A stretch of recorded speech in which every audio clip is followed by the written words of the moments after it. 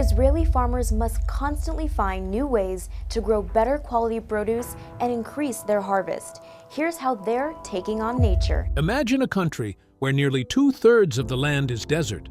Some places receive less than 100 millimeters of rain in an entire year. The soil is full of salt, and summer temperatures regularly climb above 40 degrees Celsius. By every rule of farming, almost nothing should grow here, but somehow, this same country exports billions of dollars worth of fruits, vegetables, and farming technology every year. It grows tomatoes, peppers, melons, olives, dates, and grapes, in places many experts once called impossible to farm. But how did Israel do it? How did it grow food with almost no rain? And how did a country that once struggled to feed its own people become one of the world's leaders in agricultural technology? To answer those questions, we have to go back to where it all began, when Israel had no choice. In 1948, when Israel declared independence, the country faced a problem that was far bigger than politics or borders. It was food. At the time, Israel's Jewish population was around 650,000 people, but over the next 3 years, hundreds of thousands of refugees arrived from Europe, North Africa, and the Middle East. By 1951, the population had doubled to over 1.3 million. And that created a frightening question. How do you feed a country that suddenly has twice as many mouths to feed? The problem was that Israel barely had enough food for the people already living there. Most farming was limited to a few northern valleys. Livestock numbers were low, and the country was struggling financially after the 1948 war. Importing massive amounts of food was not a realistic solution. So the government did something that few countries have ever attempted. It rationed food. From 1949 to 1953, Israel entered a period known as Zena, or the austerity era. Citizens received government coupon books. Basic foods were strictly controlled. The shortages became so severe that a black market exploded across the country. People also began inventing substitutes for foods they could no longer get. In the early 1950s, the government asked the food company Osem to create a replacement for rice, which was scarce and expensive to import. The result was a toasted wheat pasta shaped like rice grains that would later become known around the world as Israeli couscous. But none of these solutions addressed the real problem. The country still needed to produce far more food. That challenge led Israel's first prime minister, David Ben-Gurion, to focus on a place that most experts considered hopeless: the Negev desert. More than 60% of Israel's land lay inside this vast desert. In some areas, annual rainfall dropped below 50 to 100 millimeters. Under the intense sun, water could disappear far faster than nature replaced it. Many scientists believed that large-scale farming in the Negev was simply impossible. When experts pushed back, Ben-Gurion reportedly answered, "The experts are experts for what has happened. There are no experts for what will happen." His confidence was inspiring, but confidence alone couldn't make crops grow in the desert. What Israel really needed was a completely different way of thinking about water. And, unknown to almost everyone, the first hint had already appeared years earlier. During what seemed like an ordinary visit, one engineer noticed something strange: a row of struggling trees, and one tree that was growing far better than all the others. At first, it made no sense to the engineer, but hidden beneath the ground was a tiny clue that would eventually transform farming across the world. The leak that changed farming. In the late 1930s, Israeli water engineer Simcha Blas noticed something that didn't make sense. He was visiting a friend's property when he saw a row of trees growing along a fence. Most of them were small, dry, and struggling in the harsh conditions. But one tree was completely different. It was taller, greener, and full of life. The strange part was that nobody was giving it extra water. Curious, Blas dug around the base of the tree to find out why. Buried beneath the soil was a metal water pipe with a tiny crack. Not a burst pipe, not a stream of water, just a slow leak, releasing small drops into the ground day after day. To most people, it looked like a faulty pipe. To Blas, it looked like an answer. For thousands of years, the main way to irrigate crops was simple: flood the entire field with water and let it soak into the soil. Then, in the early 20th century, sprinkler irrigation became popular. Instead of flooding the field, it sprayed water through the air over large areas. But both systems had major problems. In flood irrigation, a large amount of water soaked deep below the roots, where plants could no longer use it. It also flooded the soil, reducing the oxygen around the roots and slowing healthy growth. Sprinklers solved some of those problems, but created new ones. In hot, dry climates, much of the water evaporated before it even reached the ground. Wind carried it away from the crops, and the wet leaves became more vulnerable to diseases. So, after seeing that tiny leak, Blas realized something simple but revolutionary. Plants didn't need more water. They needed water delivered exactly where they used it most, at the roots. The idea was brilliant, but there was one big problem. The technology simply wasn't ready for it. If tiny holes were made in metal pipes,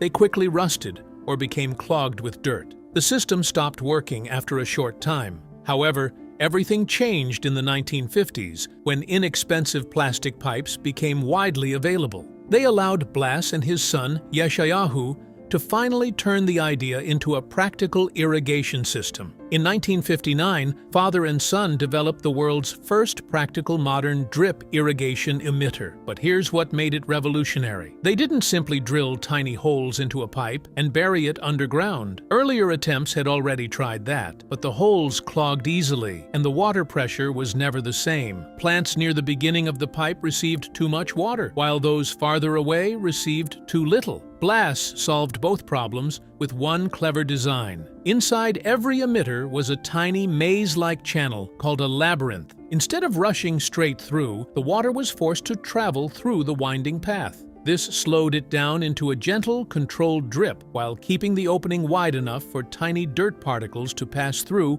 without clogging it. Then, in 1966, the Blas family partnered with Kibbutz Hatzerim, a struggling farming community in the Negev desert, and together they founded Netafim, the company that brought modern drip irrigation to farms around the world. And the results were extraordinary. Farmers could grow 50% more crops while using 30 to 40% less water. They could even mix liquid fertilizer into the irrigation water, feeding each plant directly at its roots, instead of spreading fertilizer across an entire field. What began as a tiny crack beneath a single tree became one of the most successful irrigation methods ever invented, changing farming across the world. But even this remarkable invention couldn't solve Israel's biggest problem, because drip irrigation could save water. It couldn't create water where almost none existed, turning sewage into rivers. To benefit from drip irrigation, you still need water in the first place. And for Israel, that was exactly what it didn't have.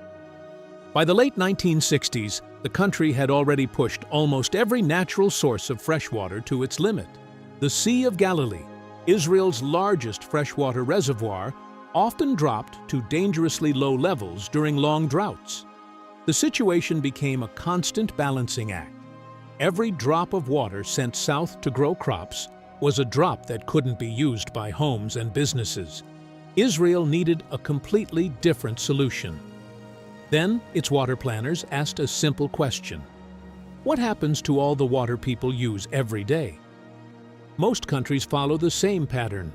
Water is pumped from rivers or lakes, used in homes, and then treated as waste before being discharged into the sea. Israel decided to break that cycle. Instead of seeing wastewater as something to throw away, it began treating it as a new source of water. That idea led to one of the country's most important engineering projects, the Shafdan Wastewater Treatment Plant, just south of Tel Aviv. Today, Shafdan collects sewage from more than 2.5 million people. First, the wastewater is cleaned using mechanical and biological treatment, where naturally occurring microbes break down harmful waste. But the process doesn't stop there. The treated water is pumped into large sand dunes in the nearby Sorek region. Over the next several months, it slowly moves deep through hundreds of feet of sand. The sand acts as a giant natural filter, removing even more impurities before the water reaches an underground aquifer. It is then pumped back up and sent through a separate pipeline network to farms across the Negev desert. And the results are unlike anything else in the world. Today, Israel recycles about 90% of its wastewater for agriculture. Spain, the next closest country, recycles only about 10 to 15%, while the United States reuses less than 5%. For the first time, Israel had solved its water problem. But that was only half the battle. Nearly 2/3 of Israel is covered by the Negev desert, and its soil is extremely hostile to most crops. Even with enough water, many plants simply couldn't survive there. Fighting the salt. At first, this seems confusing. If plants have enough water, why would they still die? The answer lies in something called osmosis, the natural process that allows roots to absorb water from the soil. Normally, water moves from the soil into the roots, but when the soil contains too much salt, everything changes. The salt begins pulling water out of the roots instead. Imagine standing in the middle of a lake, but dying of thirst. That's exactly what was happening to plants in Israel. Even though drip irrigation delivered water directly to their roots, they still couldn't absorb it. Instead, they slowly dried out, turned yellow, and eventually died. But the Negev had another hidden challenge too. Deep beneath the desert lies a massive underground reservoir called the Nubian Sandstone Aquifer. It holds enormous amounts of water, but there's one problem. Most of it is brackish water, meaning it contains far more salt than fresh water. It's unsuitable for drinking and deadly for most ordinary crops. Many countries try to solve this by washing the salt out of the soil using huge amounts of fresh water. But that solution is expensive and only temporary. So Israeli scientists chose a completely different approach. Instead of changing the desert, they changed the plants. Researchers at the Volcani Institute and Ben-Gurion University spent decades selectively breeding crops that could survive intense heat and salty conditions. They combined the strongest natural traits from desert plants with commercial crops, creating varieties that could safely handle water that would normally kill them. Soon, crops such as medjool, date palms, olive trees, and jojoba plants were growing using underground brackish water that had once been considered useless. Israel hadn't just found more water. It had found a way to use water that almost nobody else could. And during those experiments, scientists noticed something even more surprising. In some plants, the salt wasn't just helping them survive, it was making them better. The sweet stress effect. When you first look at Israel's farms, they seem like one of the last places where crops should survive. Very little rain, salty soil, summer temperatures that can climb above 40 degrees Celsius or more than 100 degrees Fahrenheit. It paints a picture of struggling plants, poor harvests, and low-quality crops. But what if the reality is exactly the opposite? What if some of the best-tasting crops in the world are produced because of those harsh conditions, not despite them? It sounds impossible. After all, how could a plant that is under stress produce sweeter, higher-quality fruit instead of weaker crops? The answer lies in the plant's survival instinct. When a plant experiences controlled stress, such as mild salinity or limited water, it begins to sense that its chances of survival are getting smaller. In a last attempt to reproduce, it changes its priorities. Instead of spending energy growing bigger leaves or taller stems, it sends more of its sugars and nutrients into its fruit and seeds. In simple words, it tries to make its fruit as rich and attractive as possible, increasing the chances that animals will eat it and spread its seeds. That is why tomatoes grown under carefully controlled salty conditions often become naturally sweeter better than ordinary tomatoes. This also explains one of the biggest myths about Israeli agriculture. Many people believe Israel invented the cherry tomato. That's not entirely true. Small wild cherry tomatoes had existed for centuries in Central and South America, but they spoiled quickly, burst during transport, and didn't last long on store shelves. During the 1970s and 1980s, researchers at the Hebrew University of Jerusalem, led by Professors Nahum Kedar and Chaim Rabinowitz, developed commercial cherry tomato varieties that stayed fresh much longer while keeping their rich sweetness. That breakthrough helped make cherry tomatoes a global success. More importantly, it changed the way scientists looked at farming. Instead of protecting crops from every harsh condition, they learned how to use controlled stress as a tool. The desert itself became part of the growing process. But soon, Israel discovered something even more remarkable. What if farmers no longer had to guess when a plant needed water, because the plant could tell them itself? When plants start talking. By the early 2000s, Israel had already achieved what many experts once thought was impossible. A country where nearly two-thirds of the land is desert had become one of the world's most advanced agricultural nations. Every year, its farms exported fresh tomatoes, bell peppers, melons, citrus fruits, dates, herbs, flowers, and premium olive oil to markets across Europe and beyond. At the same time, Israeli irrigation systems, seeds, greenhouse technology, and water management solutions were being used in dozens of countries around the world. Together, agricultural produce and farming technology were generating billions of dollars for the country's economy. For most nations, that would have been the finish line.